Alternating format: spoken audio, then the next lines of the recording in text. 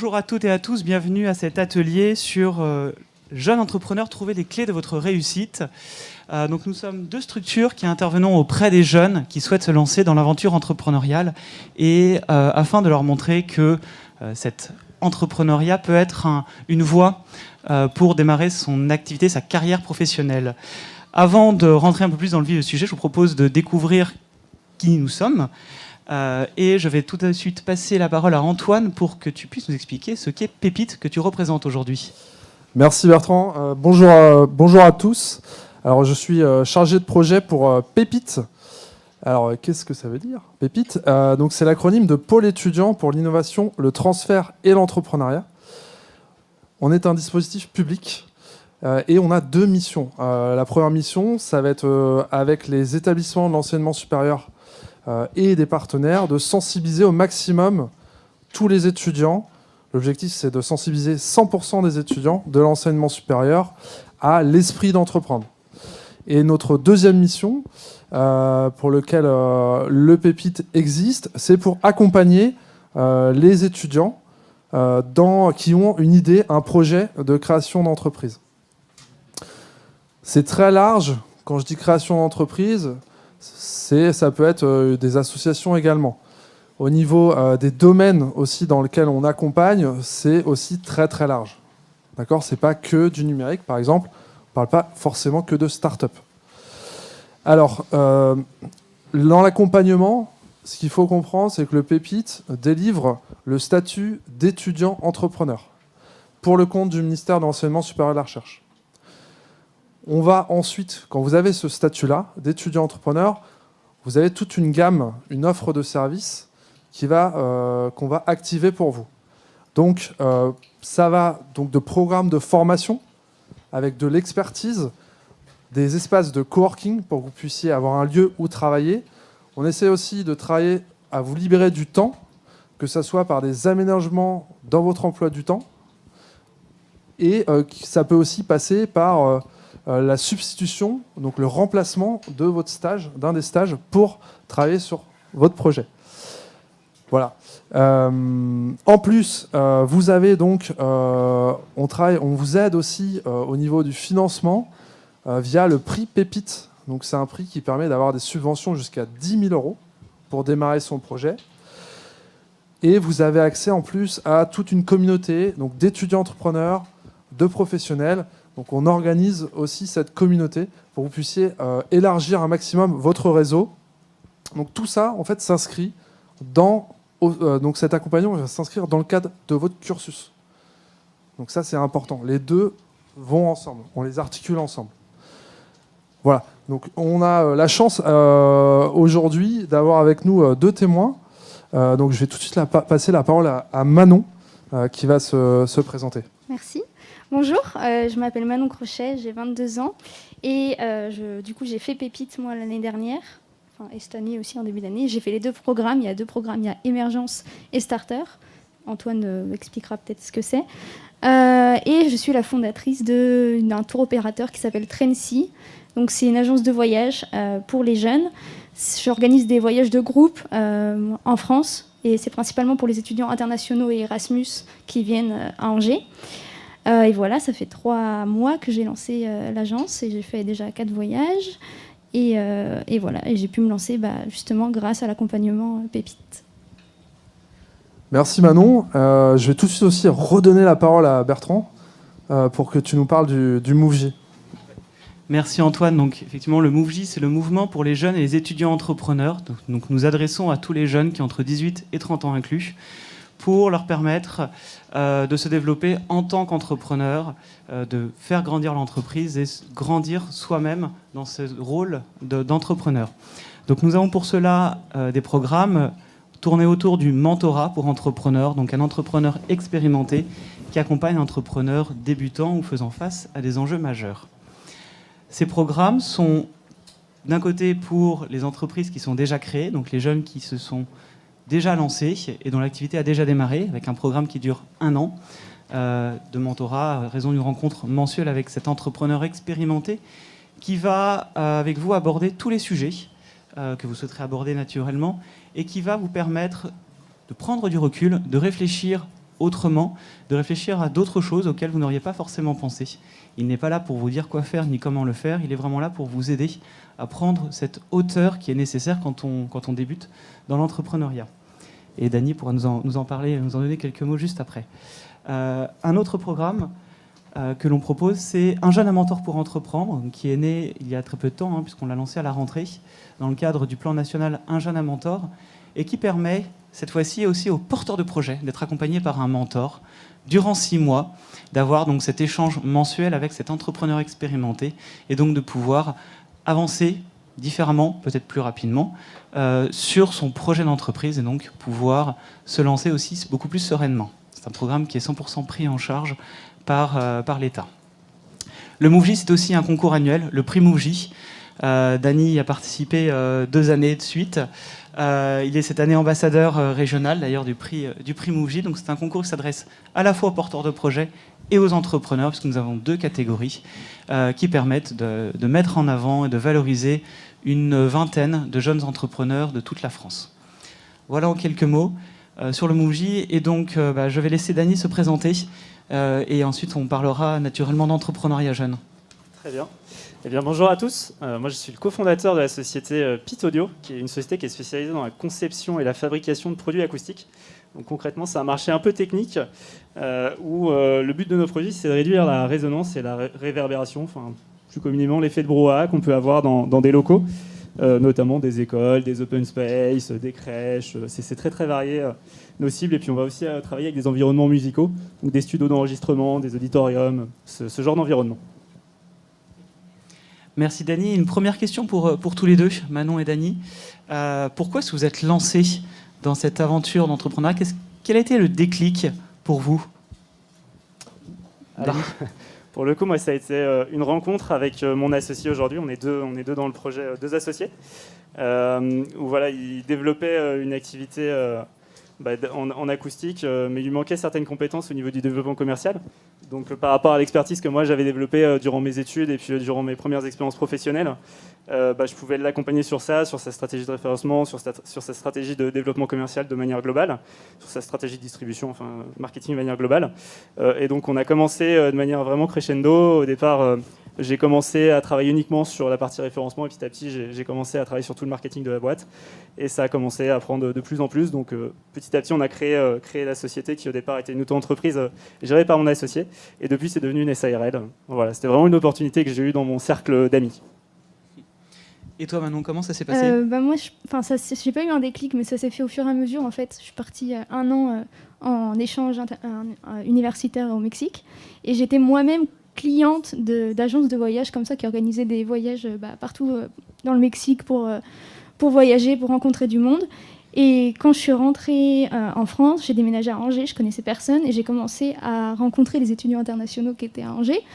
Et je me rendais compte qu'en fait, eux, ils se débrouillaient tout seuls pour organiser leur voyage. Ils avaient envie de voyager en France, etc. Mais il n'y a rien qui était fait pour eux, à part quelques voyages de la part des assos ou des universités. Et je me suis dit, il y a peut-être un truc à faire, surtout que je recevais des messages assez souvent pour avoir des conseils sur qu'est-ce qu'il fallait faire à Nantes, parce qu'ils savaient que moi je venais de Nantes. Et je me suis retrouvée plusieurs fois à faire un guide touristique à Nantes. Et donc en fait, c'est comme ça que j'ai eu l'idée. Et pile au moment, j'ai entendu parler de l'entrepreneuriat étudiant, donc je me suis lancée. Voilà. Alors vous êtes lancé et la question qu'on trouve intéressante de vous poser juste après, c'est quels ont été les freins, les obstacles auxquels que vous avez dû surmonter ? Donc peut-être, je ne sais pas, lequel d'entre vous veut commencer ? Je veux bien. Les freins, déjà, le Covid, je pense que ça ne m'a pas aidé dans ma recherche de partenaires, de fournisseurs. J'ai beaucoup de portes qui se sont vite fermées. Après, je ne sais pas trop, il faut que je réfléchisse. Nous, c'était vraiment des questions de financement. En fait, on est sur un marché qui est extrêmement normé. Et donc, avant de devenir rentable, il fallait qu'on aille chercher des capitaux, qu'on aille chercher un peu d'argent. Et donc, cette recherche, elle a pris un peu de temps au début. On avait besoin quand même d'un peu de montant. Donc, ça a vraiment été un enjeu important au début qui n'a pas forcément été si simple que ça. Je dirais principalement cet enjeu-là au niveau de l'entreprise qui a été effectivement compliqué à mettre en œuvre au début. Si, moi, il y a les compétences, mes connaissances aussi. J'avais pas toutes les connaissances, je connaissais rien en entrepreneuriat. Je savais pas les statuts juridiques, je savais pas créer un site web, je savais pas, j'étais nulle en compta. Et finalement, c'est pour ça que j'ai appris à être accompagnée, parce qu'au début, je voulais faire tout toute seule. Et j'ai perdu beaucoup de temps à cause de ça. Voilà. Il y a effectivement les freins que l'on rencontre, puis les freins que l'on se met aussi parfois. Tu disais, je ne savais pas faire, mais j'ai été chercher ailleurs comment résoudre le problème, et l'accompagnement est une des premières solutions.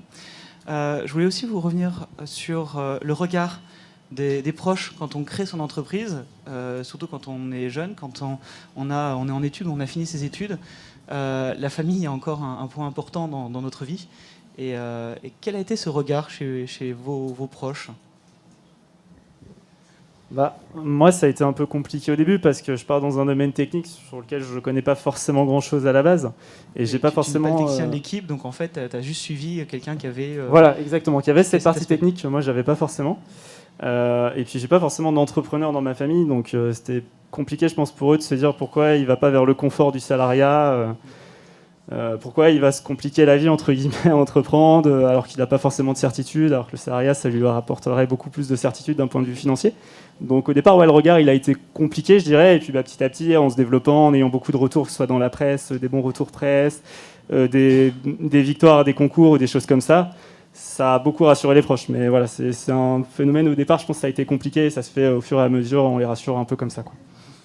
Moi, c'est la même chose. J'ai aucun membre de ma famille qui est chef d'entreprise, etc. Donc, c'est vrai que ça leur a fait un peu peur quand je leur ai dit je vais lancer une agence de voyage pendant le Covid. Mais finalement, maintenant qu'on va dire que je suis lancée et que ça se passe bien, ils sont fiers, ça se voit, même si on n'en parle pas trop, ils sont fiers, ils sont contents de dire à leurs amis, ma fille, elle a 22 ans, elle a créé une agence et tout, et moi, je suis là, je me cache, mais je pense que ils m'ont toujours soutenu, et c'est le plus important aussi, ça, je pense. Pour rebondir avec ça, c'est vrai qu'on a souvent des étudiants qui ont un regard familial qui peut être un frein vraiment, dans le sens où il y a des parents qui peuvent vous dire t'es bien gentil, mais j'ai payé tes études, finis tes études et va trouver un emploi de salarié pour que tes parents, on soit rassurés que tu gagnes bien ta vie. C'est vrai que l'entrepreneuriat, c'est un peu plus flou au niveau des salaires au départ, au démarrage. Et c'est justement pour ça en fait qu'a été créé le statut d'étudiant entrepreneur, qui est délivré par le ministère. C'est pour rassurer l'entourage familial et également aussi, on peut avoir le cas, vos professeurs, vos enseignants dans votre établissement. Voilà. J'enchaîne justement par rapport au fait que vous soyez jeune. Comment vous le vivez? Est-ce que vous avez trouvé ça, c'est un atout, un frein? Qu'est-ce que vous vous êtes dit par rapport à ça, à votre jeunesse? Pour le coup, pour moi, c'est plutôt un atout dans le sens où j'ai pas de contraintes familiales, j'ai pas d'enfants, donc forcément, le soir, je peux beaucoup plus déborder sur le travail. J'ai pas de problématique particulière par rapport à ça, donc c'est vraiment un atout. On peut mettre vraiment beaucoup de temps sans avoir trop de contraintes familiales à côté. Après, c'est vrai que des fois, pour convaincre des partenaires, ça peut être plus problématique, surtout au début, parce que voilà, on est jeune, ils se disent on n'a pas forcément d'expérience. Donc voilà, de ce point de vue-là, ça peut être peut-être plutôt un frein, mais dans l'ensemble, c'est quand même plutôt un avantage, parce que ce qui va faire développer un projet, c'est vraiment l'énergie qu'on y met, plus qu'autre chose. Et puis après, voilà, il faut savoir s'entourer aussi, parce qu'on peut rarement avoir toutes les compétences en interne. Donc je dirais quand même que c'est un avantage, le fait d'être jeune et d'entreprendre jeune. Je suis d'accord. C'est un avantage dans le sens où on n'a pas d'enfants à charge. Enfin, moi, à l'époque, je vivais encore chez mes parents quand j'ai eu ce projet. Donc finalement, c'est peut-être un peu le meilleur moment pour entreprendre et pour tester. Enfin, vous n'avez pas grand-chose à perdre, entre guillemets. Après, c'est vrai que en étant une femme de 22 ans, jeune, qui n'a jamais eu d'expérience, sa dernière expérience, c'est d'avoir travaillé au McDo, les banquiers m'ont regardé un peu bizarre quand j'ai eu des premiers rendez-vous, etc. Mais il faut s'accrocher, parce que si vous savez ce que vous valez, entre guillemets, ça fonctionnera, et vous allez forcément à un moment rencontrer des personnes qui vont vous prendre au sérieux et vous faire confiance. Donc jeune, pas toujours évident, mais en fait de vrais atouts pour se lancer. Ce banquier, justement, qui n'est pas évident d'aller voir et de convaincre, il y a peut-être d'autres moyens. Dany, tu nous parlais tout à l'heure des concours auxquels vous participiez. Vous avez fait pas mal de concours qui vous ont ramené de l'argent naturellement. Mais pourquoi justement avoir fait cette démarche d'aller postuler à différents concours ? Ouais, juste petit aparté, c'est vrai qu'il y a les concours qui sont intéressants, les prêts bancaires, il y a aussi les prêts d'honneur qui peuvent être très intéressants pour aller chercher des fonds. Il y a les fondations d'entreprise. Enfin, finalement, en fait, quand on se fait accompagner, on se rend compte qu'il y a beaucoup de leviers pour aller chercher du financement, sans forcément perdre de capital et se mettre en péril ou quoi que ce soit. Donc, faut pas hésiter à aller voir tout ce qui peut se faire de ce niveau-là d'un point de vue financement. Après, au niveau des concours, nous, c'était rassurant, notamment aussi pour la famille, comme je le disais. C'est rassurant pour les partenaires, ça donne une certaine image de marque. Donc, effectivement, pour toute la stratégie de distribution, c'était intéressant. Et puis, voilà, ça rapporte des financements en plus, comme on l'a dit. Donc, pour tout ça, c'était quand même très intéressant. C'est juste, effectivement, passer du temps aussi sur les dossiers. Donc, je pense qu'il faut choisir ses concours. Oui. Aussi. On va pas, je ne sais pas comment est-ce que vous avez choisi, mais vous avez pas postulé ensemble. Pour les sourcer, déjà, ça peut prendre beaucoup de temps. C'est vrai qu'il y a des sites, notamment, je crois que le site des Échos, dont je vois, qui est partenaire du concours, on fait un petit peu de pub, ils ont notamment une page où ils référencent pas mal de concours, donc elle est plutôt intéressante.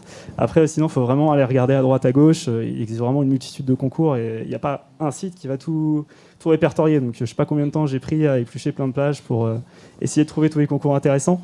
Et après, c'est effectivement beaucoup de temps. Donc, il faut essayer de cibler ceux sur lesquels on a peut-être le plus de chances de gagner, parce qu'il y en a certains où c'est vraiment des grosses boîtes en face. Et c'est pas forcément pour des démarrages, quoi. Merci pour ce retour sur effectivement ces concours. Vous avez été tous les deux accompagnés. La question naturellement, c'est pourquoi vous avez fait ce choix ? Qu'est-ce que ça vous a apporté ?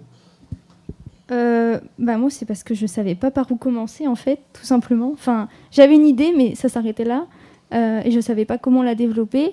Et on m'avait parlé de pépites. On m'avait dit, c'est gratuit. J'ai dit, ok, c'est intéressant. Et du coup, j'ai commencé à m'y intéresser. On m'a parlé de la formation. On m'a même parlé du fait que je pouvais substituer mon stage, si je le voulais, par la création de mon projet.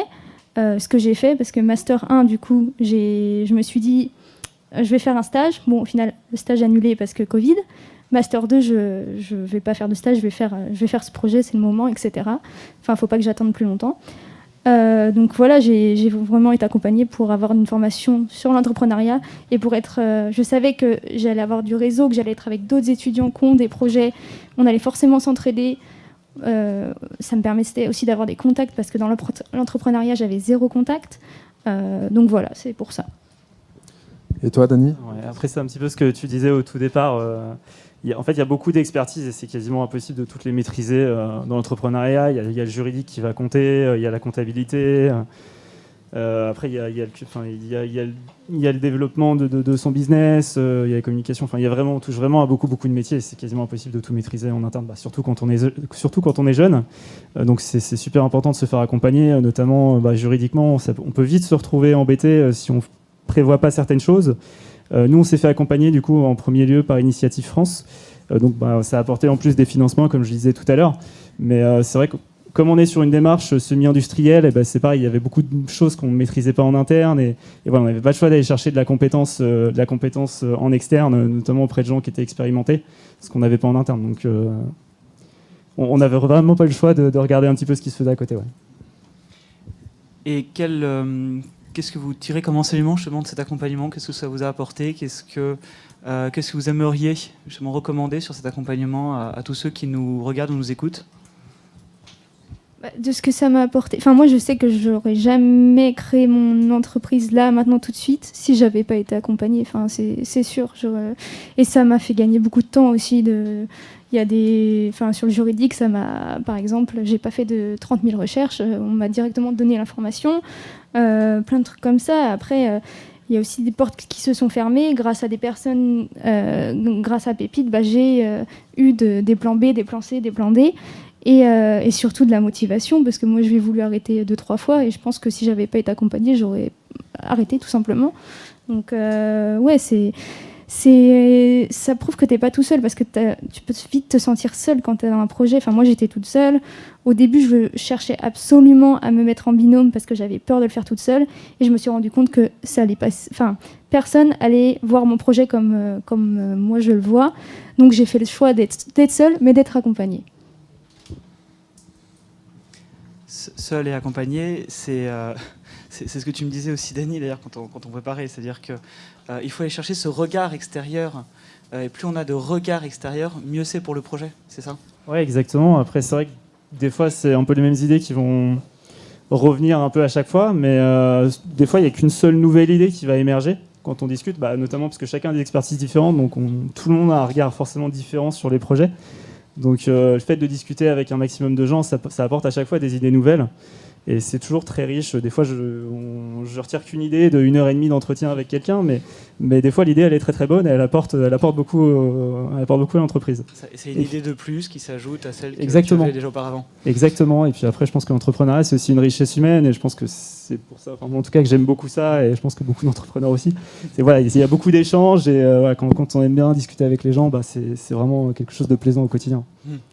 C'est du développement personnel aussi, l'entrepreneuriat.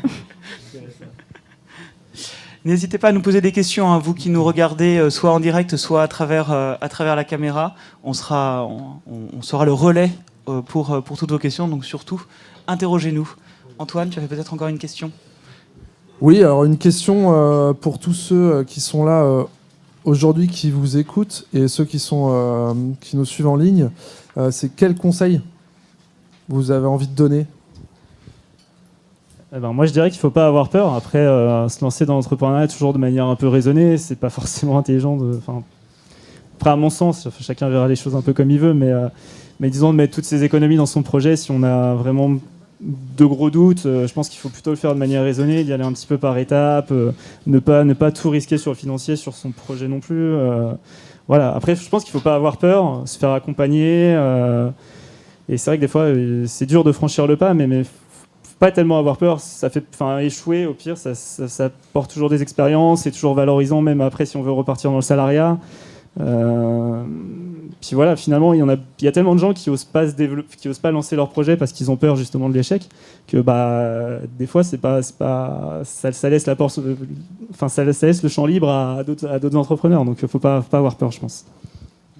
Oui, moi je dirais la même chose. Lancez-vous. Il n'y a pas de bon moment. Le bon moment, il n'existe pas. Le bon moment, c'est maintenant. J'ai lancé une agence de voyage pendant le Covid, donc ça prouve qu'il n'y a pas de bon moment. Et voilà, parce que si vous lancez pas... pensez que votre projet, votre idée, il y a sûrement d'autres personnes qui ont la même idée.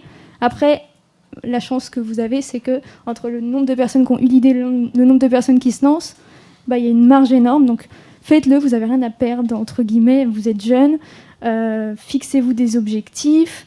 Et si vous êtes démotivé ou quoi, réfléchissez à pourquoi vous avez eu ce projet, pourquoi il vous tient à cœur, et la motivation, elle va forcément revenir. Et entourez-vous de personnes motivantes et inspirantes, et les personnes qui ne croient pas en votre projet, je dis souvent ça, mais donnez-vous soit vous allez les enlever de votre vie, ou vous les gardez, vous les prenez comme une motivation, et vous donnez les moyens de leur prouver qu'ils avaient tort, tout simplement.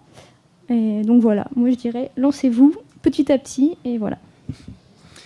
Tu viens de parler justement de démotivation et de moments de motivation. C'est vrai que quand on lance son entreprise, quel que soit son âge, peut-être particulièrement quand on est jeune, on vit les montagnes russes en termes d'émotions, parfois même dans la même minute ou à peu près. Est-ce que vous pouvez peut-être nous décrire un petit peu le quotidien d'entrepreneur que vous êtes aujourd'hui ? Je dirais que c'est super compliqué parce qu'il n'y a pas du tout de journée type. Donc, je dirais juste que c'est très riche justement parce qu'il n'y a pas de journée type et qu'on touche un peu à tout. Moi, ça m'arrive même des fois d'aller toucher un peu à la production quand il y a besoin. Donc, je touche vraiment à tous les cœurs de métier de notre entreprise. Je vais discuter avec beaucoup de gens aussi, notamment sur les stratégies de distribution. On a quelque chose de très riche, on peut toucher beaucoup d'acteurs différents, donc c'est super riche et à chaque fois c'est une approche différente. Donc tous les jours en fait c'est nouveau et c'est super cool. Moi je m'éclate. Ouais, c'est ça, et puis des fois tu te mets des objectifs la veille, des choses que tu as à faire le lendemain. Finalement la journée du lendemain se passe pas du tout comme prévu parce que tu as reçu tel mail ou tel... tel appel. Ouais, après une journée type, moi la première chose que je fais, c'est regarder mes mails, envoyer des devis quand je suis sur la conception de séjour, répondre à des clients si j'ai reçu des mails, voir les nouvelles réservations, voilà, à peu près. Est-ce qu'on passe peut-être dans la salle? Est-ce que certains d'entre vous ont des questions? Et la première est toujours la plus dure. Ouais, et si c'est un conseil aussi dans l'entrepreneuriat, c'est oser. Donc n'hésitez pas déjà à poser une question. Il y en avait peut-être une au milieu. Oui. Est-ce que vous pouvez expliquer un peu plus les avantages des statuts étudiants entrepreneurs? Oui, alors c'est assez vaste. Il y a beaucoup d'avantages. Pour résumer, donc, on essaye d'obtenir pour les étudiants entrepreneurs qu'ils aient un lieu pour travailler. Donc généralement, on a des espaces de coworking, qu'ils aient du temps de libérer pendant leur cursus scolaire pour développer leur idée. Manon a parlé de son remplacement de stage pour se professionnaliser à travers son projet. On travaille aussi sur les compétences, donc on mobilise de l'expertise, des experts qui viennent vous aider sur votre projet. Et puis on travaille aussi sur le financement, donc avec le prix, notamment le prix Pépite, qui permet d'avoir des subventions pour bien démarrer. À cela, j'ajouterais, comme le disait Manon, c'est le fait de ne pas rester seul. Donc on travaille aussi à vous présenter ce que votre réseau, et c'est très important le réseau quand on est entrepreneur, que votre réseau s'étoffe. Donc avec soit d'autres étudiants entrepreneurs, soit des entrepreneurs plus aguerris à travers les réseaux existants d'entrepreneurs. Donc ça, c'est une chose aussi importante. Et une dernière chose, on en a parlé, mais effectivement, si vous revenez vers le salariat, vous avez le droit d'échouer, c'est important.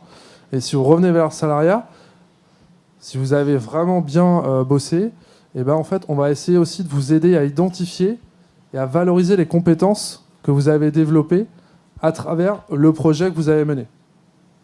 Voilà. Et je rajouterais la crédibilité aussi. Le fait d'avoir le statut étudiant-entrepreneur, ça permet d'avoir une crédibilité dans le sens où ça va valoir plus que certains discours que vous ayez. C'est quand même un statut qui est reconnu par le ministère de l'Enseignement.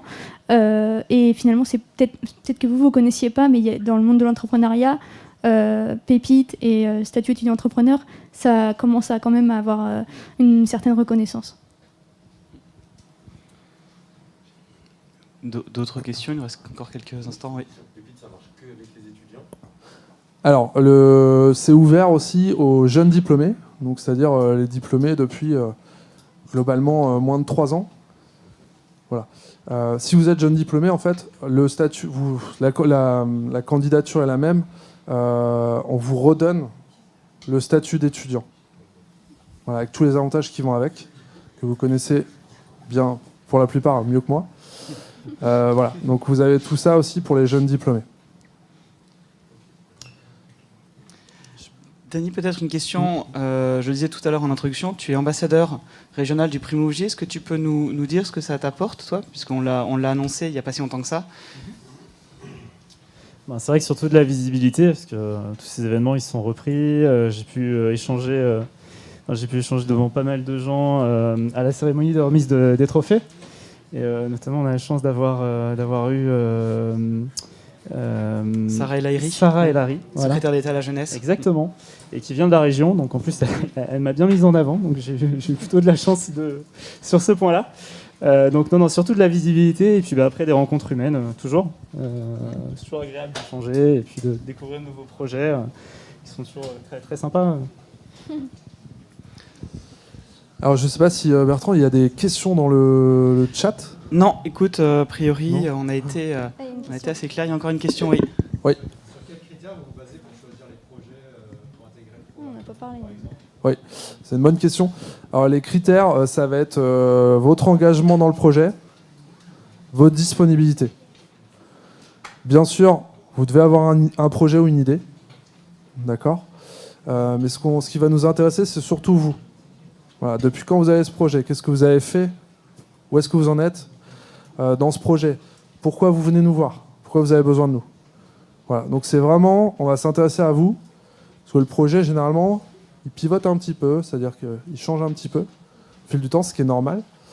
Donc c'est surtout vous qui nous intéressez. Alors, on arrive à la fin peut-être. Antoine, on peut rappeler un peu nous les clés de réussite pour nous qui sont importantes. Si tu veux, je démarre et puis tu complètes. Mais effectivement, l'une des premières clés de réussite, c'est de se faire accompagner. On l'a vu avec nos deux témoins. On peut démarrer seul dans son projet, mais il faut vite être entouré, se faire entourer, aller chercher des compétences à l'extérieur pour pouvoir se faire grandir son projet et grandir soi-même. Et je rajouterais, soyez passionnés par votre sujet. Essayez de partir à plusieurs plutôt que seul. Et parlez de votre projet, surtout. Manon l'a dit, effectivement. Ouais. Dany aussi a dit confronter les idées. Surtout, parlez-en. N'hésitez pas. C'est pas parce que vous avez eu l'idée que d'autres n'ont pas eu, d'abord. Mais comme disait Manon, entre ceux qui ont l'idée et ceux qui la font, il y a aussi un gap. Donc, n'hésitez pas à en parler. Je retiendrai face d'ailleurs, avoir la tête dans les étoiles et les pieds dans la glaise. Donc voilà, osez vous projeter. Sachez qu'il y a quand même le terrain qui sera là aussi pour vous rappeler ce qui se passe, mais osez vous projeter. Donc merci à tous d'avoir assisté à cette conférence. On peut applaudir Dany et Manon. Ouais. Merci à vous. Merci à vous. Voilà, on espère qu'on a pu vous éclairer sur les clés pour réussir votre projet. Ne restez pas seul avec votre idée, faites-vous accompagner.